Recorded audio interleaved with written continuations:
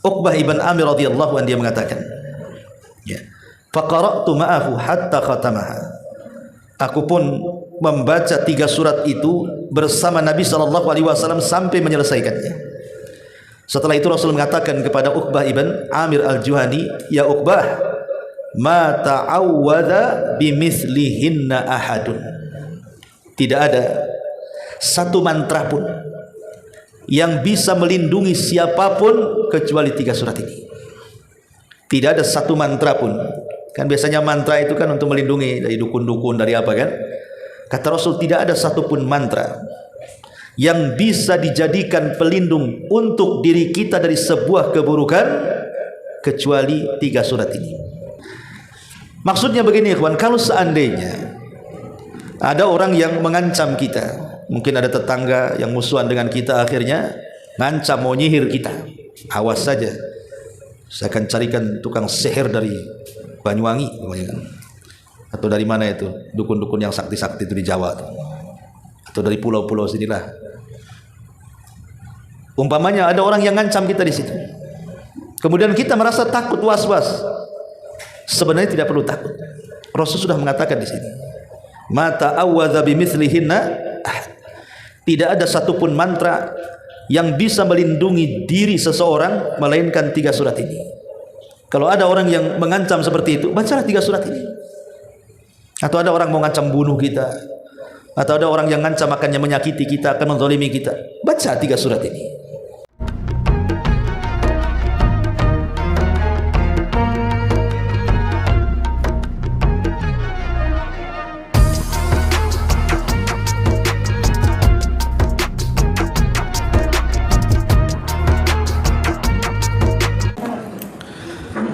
Bismillahirrahmanirrahim.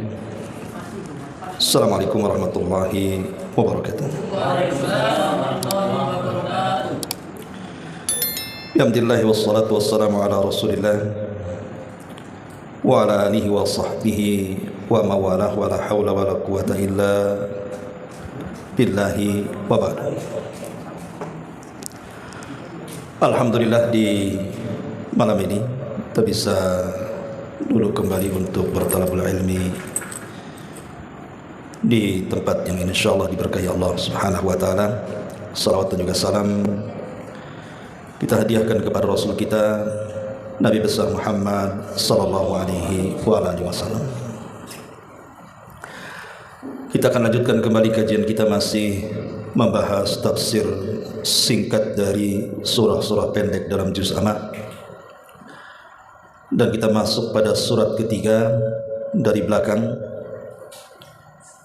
Setelah kita membahas surah An-Nas kemudian Al-Falaq, maka kita masuk pada surah Al-Ikhlas. Ma'asyiral muslimin yang dimuliakan Allah Subhanahu wa taala, disebut surah ini Al-Ikhlas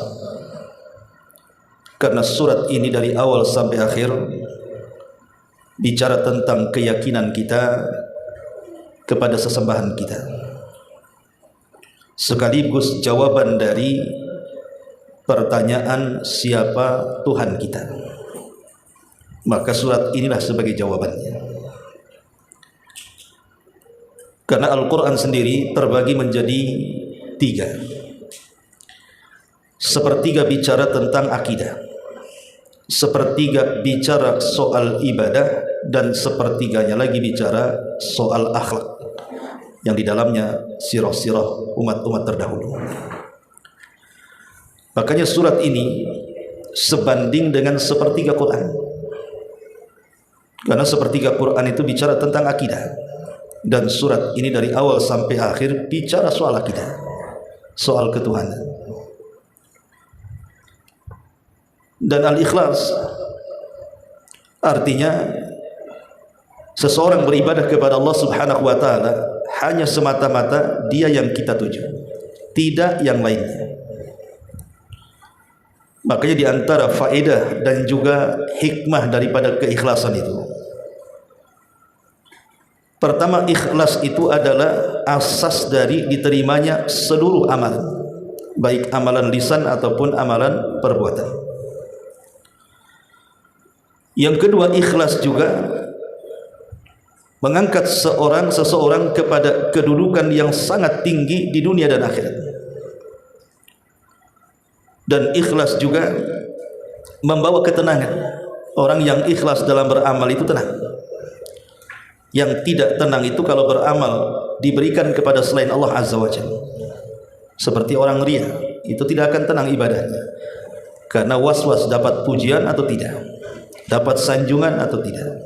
Tapi orang ikhlas itu pasti tenang karena tidak ada harapan kecuali dari Allah Subhanahu wa taala, dan banyak sekali faedah daripada ikhlas ini. Baik, sebelum saya menjelaskan surat ini, biasa kita menjelaskan tentang fadilahnya dulu, tentang keutamaan daripada surah Al-Ikhlas ini. Apa sih keutamaan membaca surah Al-Ikhlas ini?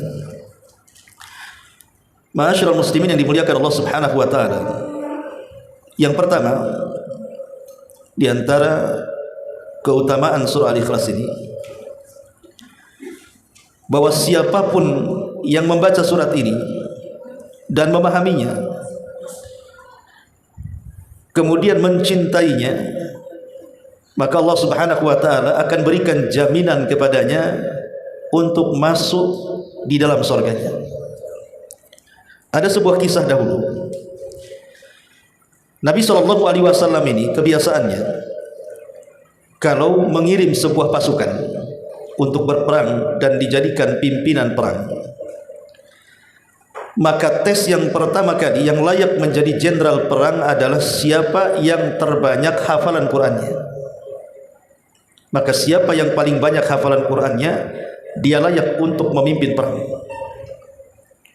Makanya biasa Rasul bertanya, kam hafidtum min kitabillah, berapa banyak Al-Quran yang kalian hafal? Nanti mereka mengatakan, saya hafal sekian, saya hafal sekian, saya hafal sekian. Maka dari yang paling banyak hafalan itu, kata Nabi SAW, anta imamuhum, kalau begitu engkau yang layak jadi imam mereka, jadi pemimpin mereka. Satu hari Nabi SAW mengirim pasukan, dan diangkatlah jenderal pasukan dari orang yang paling banyak hafalan Qur'annya. Masalahnya, apabila pasukan ini sudah berangkat dan sudah sampai di tempat peperangan dan datang waktu salat, terutama salat-salat yang dijaharkan maghrib, isya dan subuh, selalunya surat yang dibawa itu setelah surah Al-Fatihah adalah surah Al-Ikhlas, dan itu selalu itu yang dibaca, seolah-olah tidak ada surat lain yang dibaca. Jadi orang-orang pun mengatakan, apa tidak punya hafalan? Bukankah Nabi SAW mengangkat engkau ini karena hafalannya banyak? Kenapa membaca surat itu setiap kali kami sholat di belakang? Setelah Fatihah Al-Ikhlas, setelah Fatihah Al-Ikhlas lagi, selama peperangan sampai pulang. Jadi kata pimpinan yang selalu membaca surah Al-Ikhlas ini mengatakan, kalau kalian tidak suka sholat di belakangku, silahkan kalian buat jamaah sendiri atau sholat sendiri-sendiri. Tapi kan tidak boleh seseorang itu melawan pimpinan, apalagi dalam militer kan tidak boleh. Makanya mereka hanya bisa terdiam dan hanya menaruh kedongkolan dalam dada mereka. Tapi mereka mengatakan, awas saja nanti kalau sampai kami laporkan kepada Nabi gitu. Setelah kemudian ditakdirkan menang peperangannya, sahabat ini pulang. Betul mereka melapor kepada Nabi bahwa pimpinan kami ini dalam peperangan tidak mengecewakan, tapi dalam sholat mengecewakan, karena selalu membaca surah Al-Ikhlas seolah-olah tidak ada surat yang lainnya gitu. Bagaimana ya Rasulullah sikapmu tentang orang ini? Maka Nabi SAW memanggil pimpinan perang itu untuk mengklarifikasi betul dan apa yang dilaporkan anak buahnya itu. Setelah kemudian berhadapan dengan Nabi SAW, Rasul bertanya betul-betul soal kasus dia. Maka dia pun menjawab, betul wahai Rasul, apa yang mereka ceritakan tentang aku dalam safarku dengan mereka dalam perang memang betul, tidak ada yang berkurang. Maka Nabi SAW mengatakan, kenapa kau lakukan seperti itu? Maka orang ini membuat alasan, karena dalam surat itu wahai Rasul terdapat sifatur Rahman, sifat Allah yang sangat agung sekali. Apa sifat Allah yang sangat agung? Qul huwallahu ahad, Allah itu ahad. Dia juga samad. Qul huwallahu ahad. Dia adalah tunggal. Dan dia juga samad. Semua manusia bergantung kepada dia. Dan dia tidak dilahirkan dan tidak melahirkan. Dan tidak ada yang sebanding dengan dia. Jadi aku sangat mencintai surat itu. Karena di dalamnya ada sifat Ar-Rahman yang luar biasa. Maka Nabi SAW melihat sahabat ini saking cintanya dengan surat itu. Apa kata Rasul? Hubbuka iyyaha adkhalakal jannah. Kecintaanmu kepada surat itu, maka Allah Subhanahu wa taala akan berikan engkau surga. Kecintaanmu kepada surat itu, Allah Subhanahu wa taala akan memberikan engkau surga. Hadis ini dikeluarkan Imam Tirmidzi dan dihasankan oleh Syekh Albani rahimahullah taala.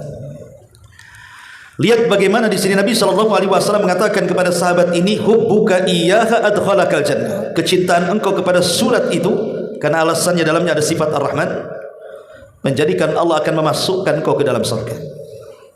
Begitu mulianya surat ini. Siapapun yang mencintainya dan memahaminya, maka ini diantara satu dari sekian sebab Allah akan memasukkan orang itu ke dalam surga. Kira-kira cinta enggak kita dengan surat itu? Cinta Ustaz. Kenapa? Pendek? Senang bacanya. Apalagi sholat tarawih. Kalau itu yang dibaca 10 menit, selesailah itu tarawih 23 rakaat. Jadi beda cintanya kita dengan surat itu dengan sahabat cinta dengan surat itu. Kita cinta karena memang pendeknya. Jadi suka, jadi favorit bagi sholat kita. Tapi sahabat bukan itu. Karena sahabat bagaimanapun suka sholat yang panjang. Tapi karena betul-betul memahami isi surat ini yang luar biasa, bahkan dikatakan thuluthul Quran, makanya sahabat ini sangat mencintai surat itu. Ini yang pertama. Yang kedua, Nabi SAW pernah menjanjikan dalam hadis Sahal ibn Mu'adz ibn Anas dari bapaknya, dari Nabi SAW. Jadi siapapun yang mendawamkan membaca surat ini, minimalnya satu hari itu 10 kali. Siapa yang mendawamkan membaca surat ini minimalnya satu hari 10 kali. Oke lah, kalaupun tidak sekali duduk, mungkin pagi 3 kali, siang 3 kali, sore 3 kali, malam sebelum tidur 1 kali, kan 10 kali itu. Maka Nabi SAW menjanjikan bahwa siapapun yang mendawamkan surat ini dibaca minimalnya 10 kali dalam sehari semalam, maka Allah akan jaminkan baginya sebuah rumah di surga. Dalam sebuah hadis yang dikeluarkan Imam Ahmad, hadis ini juga dikeluarkan oleh Imam At-Tirmidzi dan yang lainnya, kata Nabi SAW, man qara'a qul huwallahu ahad 10 marratin banallahu lahu baitan fil jannah. Siapapun yang membaca Qul huwallahu ahad berapa kali? 10 kali dalam sehari semalam, maka Allah akan bangunkan bagi dia satu rumah di surga. Ikhwan, membaca surah Al-Ikhlas ini bukan perkara yang sulit kan? Mungkin kalau kita baca tidak sampai 2 menit. Qul huwallahu ahad Allahus samad lam yalid walam yulad walam yakul lahu kufuwan ahad. Ada 2 menit? Tidak sampai kan? Kalau kita membaca 10 kali, tidak sampai 10 menit sebenarnya. Tapi lihat bagaimana Allah Subhanahu wa taala menjanjikan bagi kita sebuah rumah di surga. Dari sini kita tahu bahwa bangunan-bangunan yang ada di surga itu juga kita bisa membangunnya dari dunia. Jadi kalau kita ingin memperbanyak istana dan rumah di surga, kita bisa bangun dari sini. Salah satunya adalah dengan cara membaca Qul huwallahu 10 kali sampai selesai sehari semalam. Ya bukan Qul huwallahu ahad gitu, maksudnya sampai selesai surat yang dibaca ya. 10 kali gitu ya. Maka jaminannya Allah akan membangunkan bagi dia istana atau rumah di surga. Ketika mendengar hadis ini, ada sahabat namanya Ibnu Umar radhiyallahu anhu. Dia dengar Rasul mengatakan seperti ini, bahwa siapa yang membaca surah Al-Ikhlas 10 kali dalam sehari semalam, Allah akan bangunkan di surga. Jadi Ibnu Umar senang. Saking senangnya dia mendatangi Nabi sallallahu alaihi wasallam dan mengatakan, "Idzan nastaghfiru ya Rasulullah." Kalau begitu, aku akan lebih banyak lagi membaca surat itu supaya lebih banyak rumahku di sorga, katanya. Kata Ibnu Umar, kalau begitu saya akan memperbanyak membaca surat itu dan aku menghendaki agar Allah banyak membangunkan rumahku di sorga. Maka Nabi SAW mengatakan, Allahu aktsar wa atyab. Allah juga akan memperbanyak rumah bagimu di sorga. Tenang saja. Coba bayangkan ikhwan, logikanya. Kalau seandainya saya punya rumah di Nagoya ini, rumah yang mewah di tepi jalan di tengah kota di Nagoya ini, kemudian saya datang ke antum, kumpul malam ini di musola, sambil saya bawa kunci rumah itu. Coba, siapa yang ingin rumah saya yang ada di Nagoya yang harganya miliaran itu, baca surah Al-Ikhlas 1000 kali, bukan 10 kali ya, 1000 kali. Kira-kira antum mau baca nggak? Bacalah. Rumah di Nagoya miliaran 1000 kali, nggak sampai 2 hari kelar. Habis itu dapat rumah kan? Kok mau antum? Sementara rumah di sorga antum tidak baca 10 kali loh, satu rumah di sorga. Ini rumah di Nagoya 1000 kali. Kenapa coba? Alasannya karena kuncinya jelas ada kan. Habis itu 2 hari dapat. Wah, ini rumah aku ini. Sementara sorga ini perkara gaib, tidak bisa dilihat mata, sehingga terkadang kayak iya kayak tidak jadinya. Orang kalau dongeng sorga itu kayak nyata kayak gak nyata jadinya. Betul tak kan gitu. Dan itu dirasakan bukan hanya kita, sahabat. Handalah ghasirul malaika, sahabat yang pernah dibesarkan para malaikat karena saat jihad dia lupa belum mandi junub. Habis hubungan sama istrinya, ada teriakan suruh kumpul pasukan, tidak sempat mandi, lupa dia, langsung berbaris di pasukan. Kemudian perang, mati syahid dia. Maka malaikat turun dari langit rebutan memandi besarkan sahabat ini. Namanya disebut Handalah ghasilul malaika. Handalah ini pernah datang menemui Abu Bakar Siddiq radhiyallahu anhu dan mengatakan, Abu Bakar, apa saya munafik? Kata Abu Bakar, canda kau, katanya. Kenapa emangnya? Kata Handalah ini, begini wahai Abu Bakar, saya ini ya kalau duduk di majelis Nabi, kemudian Nabi cerita sorga kesana kemari seolah-olah sorga itu ada di depan mataku. Kalau Nabi cerita neraka seolah-olah neraka ada di pelupuk mataku, seolah-olah nyata. Tapi ketika aku keluar dari majelis Nabi, sibuk dengan bisnisku, sibuk dengan keluargaku, anak istriku, sibuk dengan duniaku, kok kayaknya sorga dan neraka itu kayak dongeng ya? Apa sih ini munafik? Kata Abu Bakar Siddiq radhiyallahu mengatakan, ya Handalah, apa yang kau rasakan persis seperti yang aku rasakan. Kalau gitu ayo kita datang kepada Nabi, coba kita tanyakan. Maka Abu Bakar dan Handalah datang kepada Rasul dan mengatakan, ya Rasulullah, kata Handalah, apa saya dikatakan munafik? Kenapa? Kata Rasul, iya Rasul, kalau saya hadir di majelis kamu, kau cerita sorga, kau cerita neraka, kayaknya nyata tuh sorga neraka di mataku. Tapi apabila pulang menemui keluargaku, menemui bisnis dan juga duniaku, kayaknya engkau ini sedang berdongeng saja itu. Sudah enggak ingat lagi surga dan neraka itu. Apa saya ini munafik? Maka kata Nabi SAW mengatakan, tidak, engkau tidak munafik. Kemudian Rasul menasihati Handalah, dan yang terakhir Rasul mengatakan, walakin ya Handalata sa'atan sa'ah. Kalau sudah begitu wahai Handalah, saya nasihatkan kepadamu, sa'atan sa'ah, bagilah waktu. 1 jam kau hadir di majelis ilmu, 1 jam kau cari uang. Artinya Rasulullah SAW menasihati Handalah, kalau bisa dalam kesibukan kita mencari dunia itu adalah waktu-waktu yang kita luangkan untuk ngaji, supaya jangan dilupakan dengan surga dan neraka. Sebab kalau orang sibuk dengan dunia, akhirnya dilupakan ada surga dan neraka, nanti bisa melampaui batasnya. Itu nasihatnya Rasul kepada Handalah. Tapi syahidnya yang kedua tentang surah Al-Ikhlas ini adalah bahwa orang yang membacanya 10 kali dalam sehari semalam itu, maka Allah akan jaminkan baginya 1 istana atau 1 rumah di surga. Ini yang kedua. Yang ketiga, bahwa surah Al-Ikhlas ini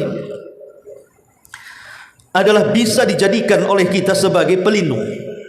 sebagai benteng dan perisai dari setiap keburukan yang akan menghantam kita, dari sebuah kejahatan yang akan datang kepada kita. Jadi kalau ada kejahatan yang akan datang kepada kita, entah kejahatan itu dikirim orang, atau kejahatan itu datang dari setan, atau kejahatan itu datang dari makhluk-makhluk Allah yang lainnya, maka surat ini bisa membentengi kita dari kejahatan dan keburukan itu. Jadi dia bisa jadi benteng perisai, bisa jadi baju zirah kita untuk menangkal dari seluruh keburukan. Disebutkan dalam hadis Uqbah ibn Amir al-Juhani, Uqbah ibn Amir al-Juhani radhiyallahu anhu. Qala, dia mengatakan, baina ana aqulu bi Rasulillah sallallahu alaihi wasallam rahilatahu fi ghazwatin. Ketika aku membawa kereta Nabi sallallahu alaihi wasallam dalam sebuah peperangan. Idz qala, maka tiba-tiba Nabi sallallahu alaihi wasallam berteriak, "Ya Uqbah, kul." Wahai Uqbah, kul, katakan. Maka dia pun merasa kayak ada yang memanggil, kata Uqbah. Maka telingaku berusaha memfokuskan, ini siapa yang memanggil. Kemudian Nabi SAW mengatakan, "Ya Uqbah, kul." Wahai Uqbah, kul, katakan. Maka Uqbah pun semakin jelas ada yang memanggil dirinya. Maka kemudian telinganya difokus-fokuskan. Sampai yang ketiga, Rasulullah SAW mengatakan, "Ya Uqbah, kul." Wahai Uqbah, kul, katakan. Barulah Uqbah sadar bahwa yang memanggil adalah Nabi SAW. Maka Uqbah mengatakan, "Ma aqulu ya Rasulullah." Apa yang harus aku katakan wahai Rasul? Ini kan dalam peperangan. Wajar kalau Uqbah tidak mendengar, namanya suara pedang, suara tombak, tangtung-tangtung dalam peperangan kan wajar, sehingga panggilan itu samar-samar kan begitu ya. Tapi setelah dia mengetahui yang memanggil itu Rasul, maka Uqbah mengatakan, "Ya Rasul, apa yang harus aku katakan?" Maka Nabi SAW mengatakan, "Qul huwallahu ahad, Allahus samad, lam yalid wa lam yulad wa lam yakul lahu kufuwan ahad." Maka aku pun membaca apa yang disuruh Nabi SAW. Kemudian Nabi SAW juga menambah, katakan juga, "Qul a'udzu birabbil falaq." Maka dia pun mengikuti saran Nabi SAW dan membacanya. Kemudian Rasul mengatakan, katakan juga, "Qul a'udzu birabbin nas." Maka dia pun mengatakannya. Maka kata Uqbah ibn Amir radhiyallahu anhu, dia mengatakan, ya, faqara'tu ma'ahu hatta khatamaha. Aku pun membaca 3 surat itu bersama Nabi SAW sampai menyelesaikannya. Setelah itu Rasul mengatakan kepada Uqbah ibn Amir al-Juhani, "Ya Uqbah, ma ta'awwadha bimithlihinna ahadun." Tidak ada satu mantra pun yang bisa melindungi siapapun kecuali 3 surat ini. Tidak ada satu mantra pun. Kan biasanya mantra itu kan untuk melindungi dari dukun-dukun, dari apa kan? Kata Rasul, tidak ada satupun mantra yang bisa dijadikan pelindung untuk diri kita dari sebuah keburukan kecuali 3 surat ini. Lah salah satunya surah Al-Ikhlas. Maksudnya begini ikhwan, kalau seandainya ada orang yang mengancam kita, mungkin ada tetangga yang musuhan dengan kita, akhirnya ngancam mau nyihir kita, awas saja, saya akan carikan tukang sihir dari Banyuwangi, atau dari mana itu, dukun-dukun yang sakti-sakti itu di Jawa, atau dari pulau-pulau sinilah. Umpamanya ada orang yang ngancam kita di situ, kemudian kita merasa takut, was-was. Sebenarnya tidak perlu takut. Rasul sudah mengatakan di sini, "Mata awwadza bimithlihinna." Tidak ada satupun mantra yang bisa melindungi diri seseorang melainkan 3 surat ini. Kalau ada orang yang mengancam seperti itu, bacalah 3 surat ini. Atau ada orang mau ngancam bunuh kita, atau ada orang yang ngancam akan menyakiti kita, akan menzalimi kita, baca 3 surat ini. Dan kita harus yakin, jangan coba-coba ya, karena yang coba-coba itu biasanya dikabulkan tuh ya. Tapi jangan pula dibaca untuk hal-hal yang memang menyimpang. Antum kena tilang, baca 3 surat ini, mudah-mudahan lah Pak polisi ya tetap aja ditilang, antum salah kan itu ya. Taib, ini yang ketiga. Kemudian yang keempat, bahwa surat ini ta'dilu thuluthul Quran, menyamai sepertiga daripada Al-Quranul Karim. Abu Hurairah radhiyallahu an, beliau menukilkan sebuah hadis Nabi sallallahu alaihi wasallam, di mana Nabi sallallahu alaihi wasallam mengatakan di hadapan para sahabatnya, lemahkah kalian dalam satu hari itu membaca sepertiga Al-Quran? Jadi sahabat mengatakan, Rasul, siapa yang sanggup kalau tiap hari sepertiga Quran? Karena pemahaman para sahabat maksudnya kita baca Quran sampai sepertiga. Kata sahabat, siapa di antara kita yang mampu setiap hari membaca sepertiga? Karena sahabat juga manusia sama dengan kita, ada waktu capek, ada waktu ngantuk, ada waktu kerja, kan begitu ya. Sehingga mereka mengatakan kalau tiap hari membaca sepertiga Quran, kayaknya kami tidak sanggup wahai Nabi. Karena Rasul mengatakan, lemahkah kalian untuk membaca setiap hari sepertiga Al-Quran? Makanya sahabat mengatakan kalau setiap hari kayaknya nggak sanggup kami. Maka Nabi sallallahu alaihi wasallam, yang saya maksudkan adalah bacalah qul huwallahu ahad, ta'dilu thulutsal Quran, karena membacanya sama dengan sebanding kita membaca sepertiga daripada Al-Quran.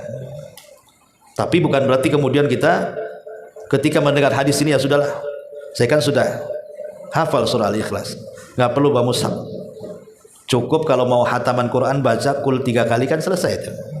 Kul huwallah sekali sepertiga, kul huwallah 2 kali 2/3, kul huwallah 3 kali, khatamlah Quran tuh. Bukan begitu ya. Maksudnya ini kan perbandingan pahala ya, bahwa orang yang membaca kul huwallah itu sama dengan sepertiga Al-Quran pahalanya.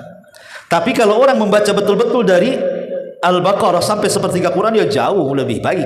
Kenapa? Karena satu hurufnya 10 kebaikan. Kalau sepertiga Quran berapa huruf?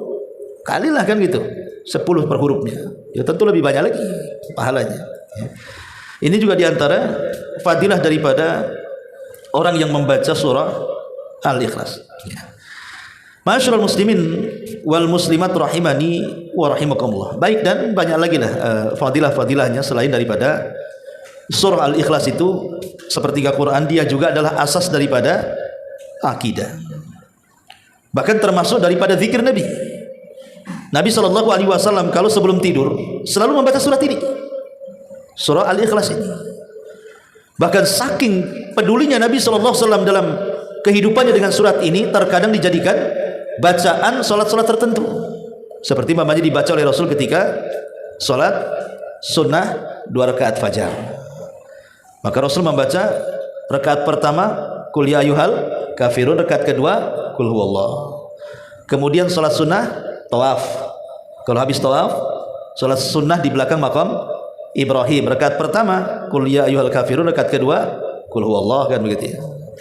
Atau sebelum tidur Nabi SAW membaca qul a'udzu birabbin nas, qul a'udzu birabbil falaq, qul huwallah, kemudian mengusap seluruh badannya dari kepala sampai akhir. Jadi memang Nabi sendiri selalu mendawamkan surat ini di beberapa solat khusus dan di beberapa zikir-zikir pagi dan petang. Saking luar biasanya surat ini dijadikan zikir oleh Nabi sallallahu alaihi wasallam dan dijadikan perlindungan oleh Nabi sallallahu alaihi wasallam. Baik ya. Setelah kita mengetahui fadilahnya, lalu asbab nuzulnya kita masuk. Kenapa surat ini sampai turun? Asbab nuzul atau sebab turun ayat ini adalah diriwayatkan dari Ubay ibn Ka'ab radhiyallahu anhu. Ubay ini salah satu sahabat pakar Quran dan dipuji oleh Nabi SAW. Jadi Ubay ibn Ka'ab radhiyallahu anhu mengatakan, orang-orang musyrik Arab, orang-orang musyrik Quraisy datang menghadap Nabi SAW, kemudian tiba-tiba mengatakan, unsub lana rabbaka ya Muhammad. Muhammad, coba kasih tahu nasab Tuhanmu seperti apa. Karena kita tahu bahwa orang-orang musyrik Arab itu umumnya, orang-orang musyrik Arab ini umumnya kan, sesembahan mereka itu kan sesuatu yang bisa dicerna dengan panca indera. Maksudnya bisa diraba, bisa dilihat, kan itu ya. Namanya berhala kan bisa dilihat, bisa diraba, bisa didengar. Pokoknya sesembahan mereka itu harus masuk dalam panca indera. Yang kedua, sesembahan orang-orang musyrik Arab itu, mereka adalah patung-patung yang dulunya sebelum jadi patung itu mereka orang soleh. Ketika meninggal kemudian dipahat jadi patung. Jadi memahat patung kemudian diserupakan dengan orang soleh yang mereka cintai semasa hidupnya. Contoh umpamanya, orang jahiliyah itu punya patung namanya Lata. Kan ada Lata, Uzza, Manat, Khubal, itu kan nama-nama berhala tuh. Lah si Lata ini itu diambil dari kata Lata yalutu, artinya mengadon roti. Karena dahulu si Lata ini ketika dia masih hidup, dia orang yang paling soleh, yang paling baik. Ketika datang jemaah haji dari mana-mana numplek di Mekah itu, maka dia suka memberikan jemaah haji makanan dari tepung. Setiap datang musim haji, maka dia akan memuliakan jemaah haji dan memberi makan mereka dengan makanan yang dibuatnya itu, dari tepung yang dibuatnya itu. Makanya kemudian orang ini disebut Lata, orang soleh, orang suka berbuat baik ketika masih hidupnya. Ketika dia sudah meninggal, maka si Lata ini kemudian oleh orang-orang jahiliyah dibentuk jadi patung. Peninggalan si Lata ini supaya ketika mereka melihat patung itu teringat dengan si Lata tadi yang baik hati tadi itu. Maka jadilah kemudian lambat laun diberhalakan dan disembah.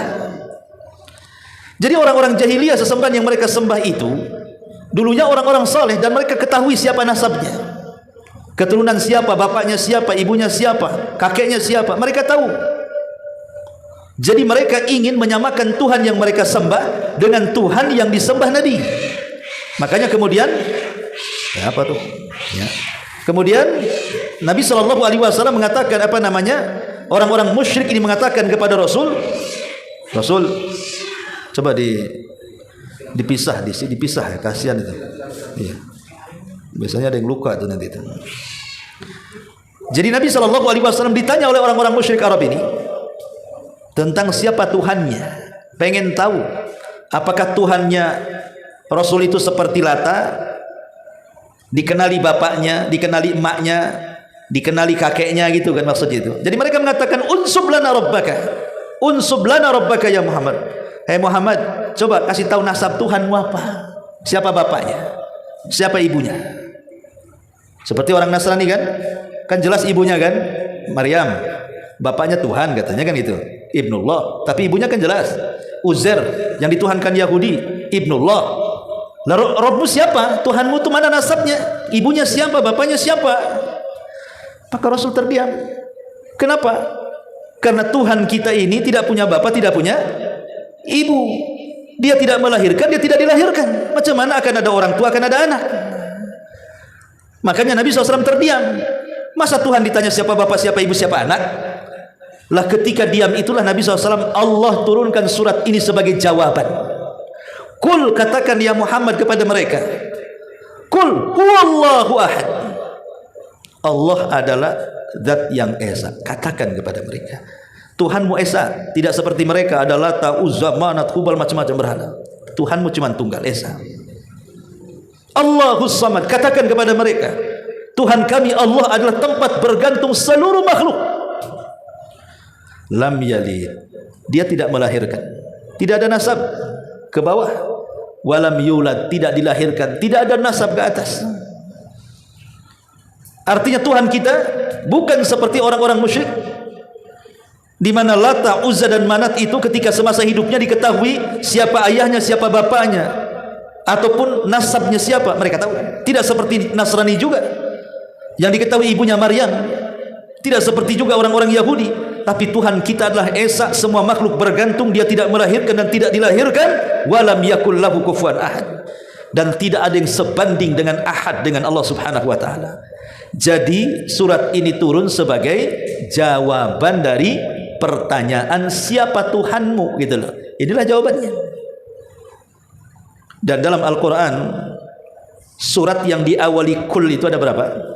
Ada 5. Surat yang diawali dengan kul itu ada 5. Kul a'udzu birabbil falaq, kul a'udzu birabbin nas, kul huwallahu ahad, kul ya ayyuhal kafirun. Kemudian apa lagi? Surah Jin, kul uhiya ilayya annahu istama'a nafarun minal jinni faqalu inna sami'na qur'anan ajaba. Jadi surat yang diawali dengan kul itu ada 5. Dan kalau surat itu diawali dengan kul, berarti itu jawaban dari sebuah pertanyaan. Karena di sini orang tanya, orang musyrik datang kepada Rasul, coba siapa nasab Tuhan? Dikiranya Tuhan kita punya nasab, punya ayah, punya ibu. Nah, dia adalah zat yang tidak melahirkan dan tidak dilahirkan. Baik, masyarakat muslimin yang dimuliakan Allah Subhanahu wa taala, setelah kita tahu asbab nuzulnya, baik sedikit kita akan bahas surah Al-Ikhlas sedikit. Di sini Allah Subhanahu wa taala memulakan surat ini dengan kalimat qul huwallahu ahad. Maksudnya ahad, ahad dalam zatnya, wahid dalam nama dan sifatnya. Apa bedanya ahad dan apa bedanya wahid? Kalau ahad bicara zat, kalau wahid bicara nama dan sifat. Begini ikhwan, kalau dalam bahasa kita ini esa dengan satu kan sama kan? Esa satu. Kalau dalam bahasa Arabnya ahad wahid. Kalau esa itu satu-satunya angka yang tidak ada sebelum dan sesudahnya. Esa ya esa. Sebelum esa tidak ada, setelah esa tidak ada. Lain dengan satu. Sebelum satu sifar, kosong, nol. Setelah satu, 2, 3, 4, 5, 6. Kan gitu ya? Kalau esa. Sebelum esa apa? Kosong esa. Kosong juga. Setelah esa, 2 esa, 3 esa. Pakai 2, 3 juga kan begitu. Artinya esa itu tunggal. Tidak ada angka sebelum dan sesudahnya. Lah itulah ahad. Ahad itu tidak ada angka sebelum dan sesudahnya. Itulah zat. Zat Allah itu tidak ada makhluk sebelum dan sesudahnya. Allah itu awal dan dia pula akhir. Wal awwalu wal akhiru wal zahir wal batin. Dia yang awal, ahad, tunggal, zatnya cuma satu. Tetapi kalau wahid, berarti angka setelah wahid ada 2, ada 3. Wahid, itsnain, salasa, arba, khamsa, sitta, sab'ah. Begitu kan dalam bahasa Arabnya kan? Itu bicara tentang nama dan sifat. Di mana nama-nama Allah itu bukan satu. Nama Allah itu ada 99 nama. Apakah banyaknya nama menunjukkan banyaknya zat? Tidak. Zatnya satu, namanya banyak. Lah nama yang banyak ini kembali ke satu. Sifat Allah itu bukan satu banyak, tapi banyaknya sifat itu kembali kepada satu ini. Makanya ahad fi dzat wa wahid fi asma'ihi wa sifat. Kalau sudah esa berarti bicara zatnya, tapi kalau satu bicara sifat dan namanya. Karena nama dan sifat itu bisa 1, 2, 3 sampai 99, tapi nama dan sifat ini kembali ke ahad tadi. Jadi paham ini? Pemuter-muter ngomong saya ini. Yang jelas qul huwallahu ahad. Allah itu tunggal lah kan gitu. Tunggal dalam rububiyahnya, tunggal dalam uluhiyahnya, tunggal dalam nama dan sifatnya bagi Allah Subhanahu wa ta'ala. Qul huwallahu ahad. Allahus samad. Samad ini artinya Allah Subhanahu wa ta'ala adalah tempat bergantung. Allah tidak pernah berhajat kepada kita. Kita yang berhajat kepada Allah. Ketika Allah Subhanahu wa ta'ala memerintahkan kita untuk salat, puasa, zakat, haji, baca Quran, zikir, Allah tidak berhajat kepada kita. Bukan berarti karena Allah itu berhajat dengan kita sehingga kita salat, karena Allah butuh dengan salat kita. Kemudian kita puasa, Allah butuh dengan puasa kita. Tidak. Salat itu manfaatnya kembali kepada kita yang salat, bukan kepada Allah. Puasa itu kembali manfaatnya untuk orang yang berpuasa, bukan kepada Allah. Sedekah kita manfaatnya kepada yang bersedekah, bukan kepada Allah. Allah lah enggak butuh dengan kita. Kalau kita ibadah, itu baliknya ke kita. Makanya ada hadis kursi yang mengatakan kalau satu dunia ini berkumpul, baik manusia dan jinnya, baik yang awal sampai yang akhirnya, kemudian mereka berada di satu hati yang paling jahat di permukaan bumi. Artinya semua kufur, semua musyrik, semua maksiat. Satu dunia ini manusia dan jinnya. Maka Nabi SAW mengatakan hadis kursi, tidak akan berkurang sedikit pun kekuasaan, tidak akan berkurang sedikit pun kekuasaan Allah. Kalau semua manusia bermaksiat, kekuasaan Allah tidak akan kurang sedikit pun. Sebagaimana kalau seluruh manusia beribadah kepada Allah Subhanahu wa ta'ala, tidak akan menambah secuil pun kekuasaan Allah. Kenapa? Karena Allah itu kaya. Dia nggak butuh dengan kita. Kita mau kufur ya silahkan, mau beriman silahkan. Itu baliknya kepada kita tuh. Kenapa? Karena dia samad. Kita yang bergantung kepada Allah, bukan Allah bergantung kepada kita. Dari sini kita tahu kalau Allah Subhanahu wa taala adalah zat yang samad, semua manusia bergantung kepada Allah, maka timbullah ketenangan dalam hati kita bahwa kita punya zat yang bisa kita gunakan untuk tempat bergantung. Jadi kalau kita dizalimi, tenang, jangan merasa kecewa dan sakit hati. Adukan kepada zat tempat bergantung kita, Allah. Tenang jadi. Kita cari rezeki kok susah sekali. Minta kepada zat yang bisa kita bergantung kepadanya. Karena bagaimanapun Allah tempat bergantung kita ini zat yang maha kaya, zat yang maha kuat, zat yang maha bijaksana, zat yang maha karim, zat yang maha segala-galanya. Tapi coba antum bergantung kepada selain Allah. Antum bergantung kepada anggota dewan 5 tahun saja. Habis itu kena demo. Dijarah pula rumahnya. Tak jadi anggota dewan, habis kekuasaan dia. Antum bergantung kepada polisi, purnawirawan tugas, selesai jadi rakyat biasa. Udah pensiun kayaknya masih jadi polisi aja. Tapi kan buat apa juga udah pensiun. Bergantung kepada presiden 5 tahun di negeri kita. Oke lah umpamanya ditambah 10 tahun selesai. Bergantung sama orang kaya kena KPK. Atau mungkin bangkrut usahanya. Jadi makhluk itu kan ada limitednya. Pasti ada waktunya. Manusia itu pasti ada waktu selesainya. Makanya bergantung kepada makhluk itu rugi, karena pasti akan kecewa. Tapi bergantung kepada Allah Subhanahu wa taala, itulah zat yang maha kuasa, karena Allahus Samad, lam yalid wa lam yulad. Ini bantahan kepada siapa? Pertama, bantahan kepada orang-orang musyrik. Karena orang-orang musyrik menganggap para malaikat itu anak-anak putri Allah. Yang kedua, bantahan kepada orang Nasrani yang mengatakan Isa itu anak Allah, satu di antara 3 Tuhan, atau bahkan yang ekstrim mengatakan dialah Tuhan. Kemudian ayat ini bantahan kepada Yahudi juga yang mengatakan Uzair itu anak Allah. Maka Allah katakan lam yalid wa lam yulad. Tuhan kita tidak melahirkan dan tidak dilahirkan. Dia bukan bapak kepada siapa dan dia bukan anak kepada siapa. Dia tunggal, tidak melahirkan dan tidak dilahirkan. Tapi meskipun demikian, walam yakul lahu kufuwan ahad. Tidak ada yang sekufu dengan Allah. Tidak ada yang sebanding dengan Allah. Tidak ada. Allah itu ala kulli syai'in qadir. Tidak ada yang sanggup melawan Allah. Ma'asyiral muslimin yang dimuliakan Allah Subhanahu wa taala, ini di antara surah yang sangat agung yang disebut dalam Al-Qur'an surat ketiga dari belakang, dan disebut juga sebagai surat-surat perlindungan.